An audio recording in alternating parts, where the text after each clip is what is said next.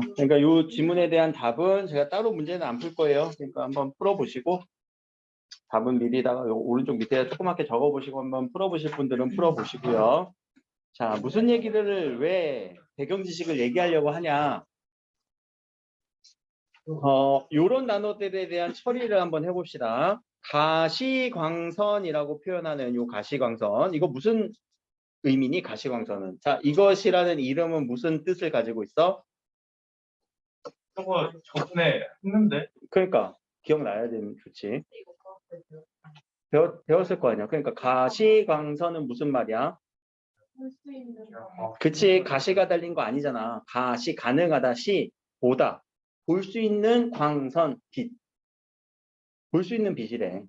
그게 뜻이지. 이 의미를 여러분들이 알고 있냐는 거야.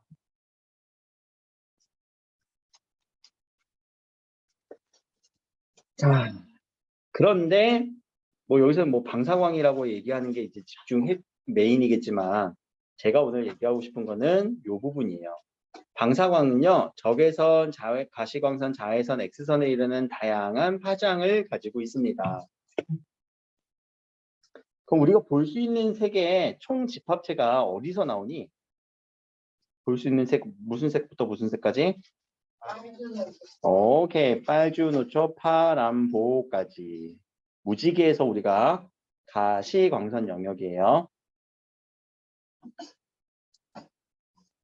그러면 빨간색 밖에 있어서 우리가 볼 수 없는 선, 가시광선이 아니니까 가시가 안 되는 볼 수 없는, 이거 내가 얘기했을걸? 아니, 내가 국어 시간에도 얘기했을걸? 자, 이 볼 수 없는 선은 빨갛다라는 거 우리 한자로 무슨 색이라고 하니? 적. 이 적색의 바깥쪽에 있습니다. 적외선. 보라색은 기억나? 무슨 색인지? 오케이, 자색 고구마라고 할 때 그 자색. 맞아, 자색이야. 그럼 이 자색의 바깥쪽에 있으면은 자외선. 자외선보다 더 극한 색까지 가면은 X선이 여기 있어요. 자외선의 바깥쪽엔 또 X선이 존재해요. 그러면 우리 건강에 대해서 한번 생각을 해보자. 우리 여름에 막 뭐 이렇게 선크림 바르지? 그럼 선크림에 무엇을 차단한다고 하니? 자외선 차단한다고 했지. 적외선 차단 크림 발라봤어? 아니지. 자외선 차단 크림을 우리는 바를 거야. 여름에 이제 곧 나오겠네. 왜 바를까? 저거는. 안 타려고? 그래, 안 타려고 바르는 거네. 그러면은 자, 왜 바른다는 거는 일단은 뭐 안 타려고 바르는 거예요? 라는 거는 이제 뭐 피부 색깔과 연관된 거고. 자외선이 너무 심하면 화상 같은 것도 있고. 맞아. 보호하려고 우리가 바르는 거잖아. 그치? 그럼 왜 보호를 해야 되냐? 안 하면 아프니까. 그럼 이 자외선 아픈 놈 맞아? 맞아. 얘가 아프게 하는 놈이야. 누가 더 세기가 세냐면요. 적외선이 셀까? 자외선이 셀까? 맞아요. 얘가 세기가 더 세요. 적외선은요. 세기가 약해요. 혹시 여러분들 그런 단어도 들어봤어? 원적외선? 원적외선 치료. 이런 거 들어봤니? 아직 그런 나이가 아니구나. 알았어. 적외선은 치료에도 쓰이는데 자외선은 치료에 안 쓰여. 자외선 치료가 어디 있냐면 레이저 치료가 하나 있네. 스캐닝은 자외선 엄청 세지는 거지. 근데 엑스레이 많이 찍으면 아니야. 근데 이 엑스레이는 세기와 조금 더 관련 없이 그걸 우리가 아주 집중도로 해서 맞으면은 우리가 이제 죽겠지만 우리 엑스레이도 많이 찍잖아. 그래서 하면 안 죽잖아. 근데 여러 번 찍으면 몸에는 안 좋다고는 하지. 그 얘기를 이제 요 세기와 관련을 해서 얘기를 할게요. 여기서도 얘기하는데 요 파장 부분이거든. 근데 이 파장 부분이 파장이 길다? 누가 더 길까? 적외선이 길까? 자외선이 길까? 파장. 맞아. 이 파장은요. 적외선이 더 길어요. 긴 파장을 갖고 있어요. 자외선이 파장이 작아요. 그래서 파장이 작으면 아주 더 세기가 강한 좀 느낌으로 아주 응집되어 있다라고 생각을 하면 돼. 파장이 작은 파장 안에 이런 세기들이 아주 강하게 있고 X선은요, 그거 이상으로 아주 파장이 그 이하야. 이건 그냥 우리 몸을 뚫고 나갈 수 있는 파장이 돼버리는 거야. 우리 몸도 이렇게 보면은 뭐 빈 곳이 없는 것 같지만 우리가 엄밀히 따지면은 우리 몸에 이런 피부에는 다 뭐가 있니? 세포들이 있지. 그런 세포들의 틈까지도 X선은 뚫고 지나갈 수 있을 만큼 파장이 작아요. 그러니까 그 사이를 그냥 투과해서 지나가 버리는 게 X선이에요. 그러니까 그걸 우리가 정통으로 맞아갖고 이렇게 쓰러지는 느낌은 없는 거지. X선을 맞아도. 그치? 그래서 이 부분을 항상 배경 지식으로 갖고 있으면 좋아요. 세기가 약하다, 세기가 강하다, 자외선.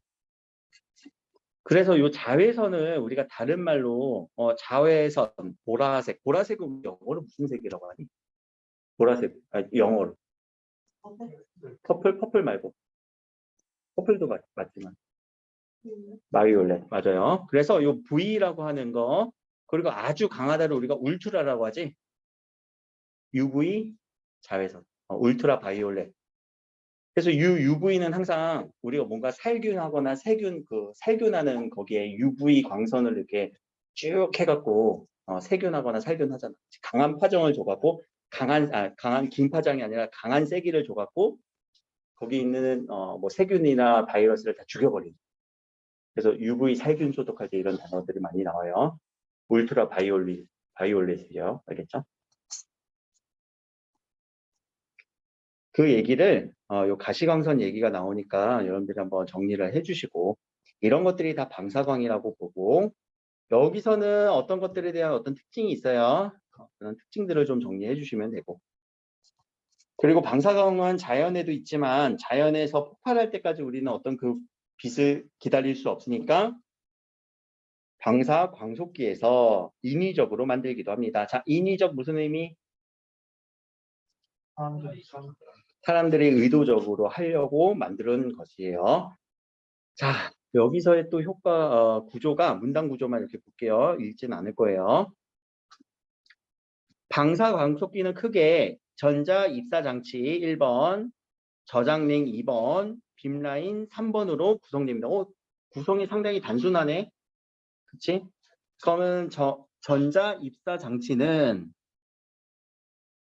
여기서 빛의 속도를 가속시켜서 저장링으로 그리고 그런 장치로 전자총과 선형 가속기로 구성됩니다. 누가 이렇게 구성된다는 얘기야? 저장링이 아니면 전자 입사 장치가? 여기 부분만 읽으면? 맞아요. 얘가 이렇게 처음에는 단순한 것처럼 보이지만 아니야. 또 두 개로 나뉘고 저장링 가서는 얘를 또 나뉘어요. 뭐라고? 요렇게. 그러니까 구조를 우리한테 좀 헷갈리게 하는 이런 구조들이 있어요. 처음에는 단순하게 세 개처럼 보이지만 아니 그 안에 또 나누고 그 안에 또 나누는. 근데 이 문제는요. 여기에서 바로 보이죠. 이 장치를 이렇게 두 개 나눴고 저장링을 이렇게 나눴고 이런 것들이 있고 이런 것들이 있습니다. 마지막이 그런 거였지. 빔라인. 빔라인이 이런 두 가지 유형의 빔라인이 있습니다. 라고 하는 문단 구조는 벌써 다 잡혔어요. 그러면 이런 지문들을 읽을 때는요. 이 부분 각각의 구조에서 하는 일을 손독해를 통해서 정리하세요. 그러면 여러분들 이 문제는 바로 풀립니다. 알겠죠?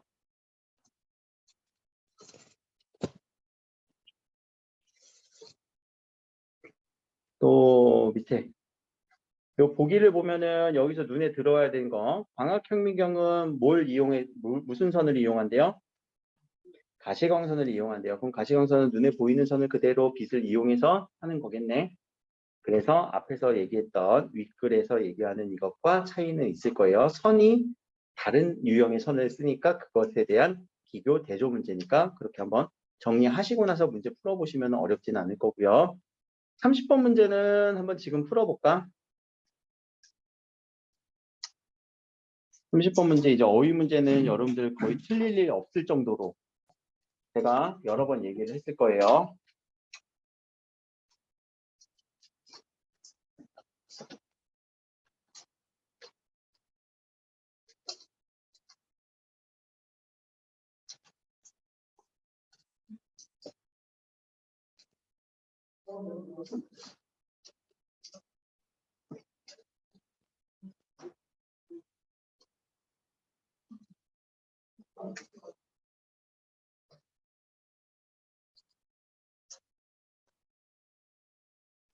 답 나왔니? 5번 5번이에요. 자, 우리 헷갈리진 않았을 텐데 이런 어휘 문제 풀 때는 어떻게 풀어보라고 했었니? 처음에 유의어 넣어볼 거 혹은 서술어 자릿수로 구분을 한번 해볼 거. 유의어라는 건 비슷한 말, 지문에서의 비슷한 말과 보기에서 비슷한 말이 서로 동일해야 돼요. 혹은 서술어 자릿수를 한다는 거는요. 앞에 지문에서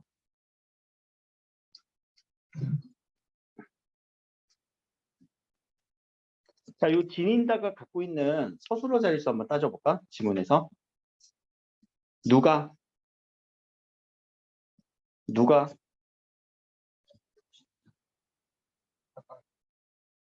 이거는 목적어잖아. 방사광은 하장 가변성을 지닌다. 이걸 갖고 있대요. 자, 누가 들어갔어요? 목적어 을이 들어갔죠. 그러면은 을이 들어간지 보자. 그는 지닌다. 딸의 사진을 지닌다. 그렇죠? 그는 책임을 지닌다. 그는 모습을 지니고 있다. 그는 추억을 지니고 있다. 그는 보편성을 지니고 있다. 선생님 다 을이 들어가네요. 근데 품속에 지니는 혹은 가슴 속에 지니고 있는 이런 부분들은요. 문장에 지금 서술어 자릿수가 하나씩 더 오버하고 있죠. 이건 세 자리 서술어예요. 이것도 세 자리 서술어고 그렇게 해서 지워줘도 괜찮아요. 아니면 유의어로 먼저 들어가도 괜찮고요. 둘 중에 하나 먼저 선택하세요. 그랬을 때 어떤 유의어가 잡혔니? 앞에서 요 지니다라고 하는 단어는 가변성을 갖다 이런 단어 아니야? 가변성을 갖다? 품속에 사진을 갖는다. 이 느낌이 좀 다른 느낌이지. 책임을 갖고 있다. 이것도 괜찮을 것 같은데 책임을 갖다. 모습을 갖고 있다. 비슷할 것 같아. 추억을 가슴속에 갖고 있다. 보편성을 갖고 있다. 그럼 이거 유의어 잘못 잡은 거예요. 유의어로 그러면 풀 수가 없는 문제이기도 해. 여러분들 근데 이거는 바로 풀렸을 거예요. 5번으로. 왜냐하면 속성을 생각해 보면 된다니까. 이럴 때는. 그것에 대한 속성. 구체적인 속성일 수도 있고요. 혹은 추상적인 속성일 수도 있어요. 관념적인 속성일 수도 있어요. 물리적인 속성일 수도 있어요. 그럼 그런 속성들을 우리가 따져봅시다.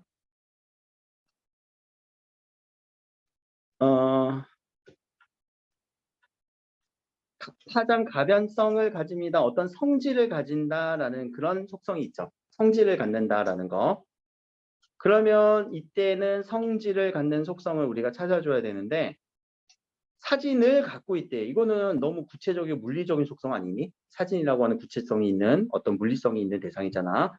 책임을 갖는다? 책임이라는 거는 어떤 성질로 보기엔 어렵고 그것에 대한 관념적 얘기가 되겠네요. 어릴 때의 모습을 가지고 있습니다. 구체적인 모습이겠네. 추억을 가슴속에 지니고 있습니다. 머릿속에 상상하는 관념적인 거죠. 이론의 보편성을 지니고 있습니다. 보편성이라고 하는 성질이라고 하는 이 부분이 서로 일맥상통하네요. 이렇게 풀어주면 5번으로 갈 수 있는 거죠. 뭔가 계속 하다가 안 되면 속성까지도 따져주셔야 되는 거. 알겠죠? 어휘 문제는 계속 풀다 보면은 느낌적인 느낌으로 푸는 게 맞지만 그게 안 됐을 때 쓰는 방법입니다. 일단은 우리 교재는 다 수업을 했네요.